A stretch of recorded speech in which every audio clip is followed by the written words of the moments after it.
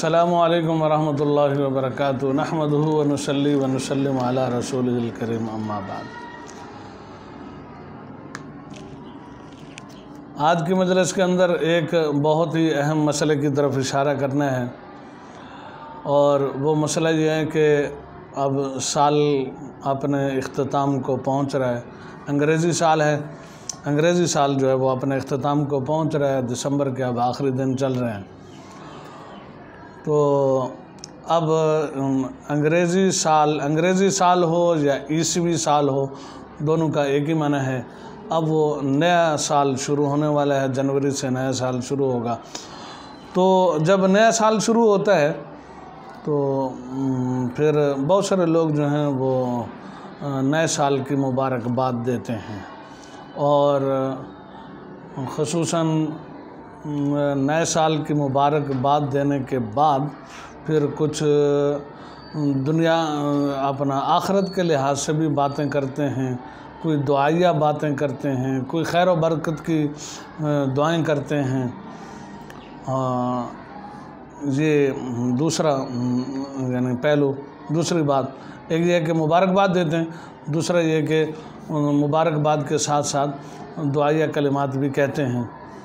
پھر اس پر بہت تنقید کی جاتی ہے، بعض لوگ اس کو ناپسند کرتے ہیں اور وہ کہتے ہیں کہ نہیں، ہم تو مسلمان ہیں، ہمارا جو اسلامی سال ہے وہ محرم الحرام سے شروع ہوتا ہے، جنوری سے شروع نہیں ہوتا، تو ہم تو اس مبارکباد کو پسند نہیں کرتے، لہٰذا ہمیں جو ہے اس طرح کی کوئی مبارکباد نہ دے۔ کوئی تو لکھ کے لگا بھی دیتے ہیں اپنے وال پہ کہ نہیں دی، ہمیں کوئی بھی آدمی مبارکباد نہ دے، اس لیے کہ ہم مسلمان ہیں، اور اس کو یعنی اس مسئلے کو اسلام اور غیر اسلام کا مسئلہ بنا دیتے ہیں۔ تو اس کی حقیقت کیا ہے؟ تو اس بارے میں یہ عرض کر دوں کہ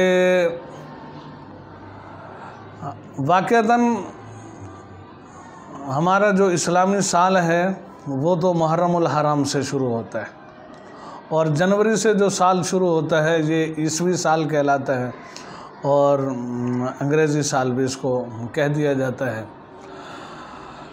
اور ہمارے شریعت کے بہت سارے احکامات وہ اسلامی مہینوں کے ساتھ، اسلامی سال کے ساتھ، اور اسلامی جو مہینوں کے دن ہیں ان کے ساتھ متعلق ہوتے ہیں۔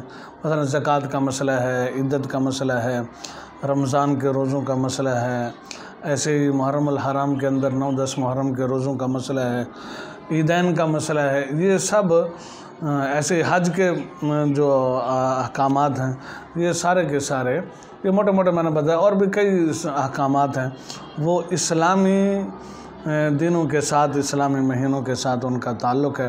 بہت سارے احکامات ایسے ہیں، البتہ بہت سارے احکامات ایسے بھی ہیں جن کا تعلق اب فی زمانہ ہمارے زمانے کے اندر وہ عیسوی سال کے ساتھ بھی ہو گیا ہے۔ مثلا حساب کتاب کے بہت ساری صورتیں ایسی ہیں جو انگریزی سال یعنی عیسوی سال کے ساتھ ان کا تعلق ہو گیا ہے، اور بالکل کوئی اچھوت یا کوئی الگ چیز نہیں ہے جس کے بارے میں کہا جائے کہ بس یہ عیسوی سال جو ہے انگریزوں کے اندر اور غیر مسلموں کے اندر چلتا ہے، مسلمانوں کے اندر بالکل نہیں چلتا۔ ایسی بات ہرگز نہیں ہے۔ ہمارے ہاں بھی اب یہ رواج، بلکہ زیادہ رواج عیسوی سال کا ہے اور انگریزی سال کا ہے، اور زیادہ تر لوگوں کو یہی تاریخیں اور یہی مہینے یاد ہوتے ہیں۔ اسلامی سال اور ان کے مہینوں کے نام جو ہیں وہ تو بہت ہی کم لوگوں کو یاد ہوتے ہیں۔ لہٰذا اس بارے میں یہ عرض کر دوں، آپ حضرات بھی ذہن میں بٹھا لیں کہ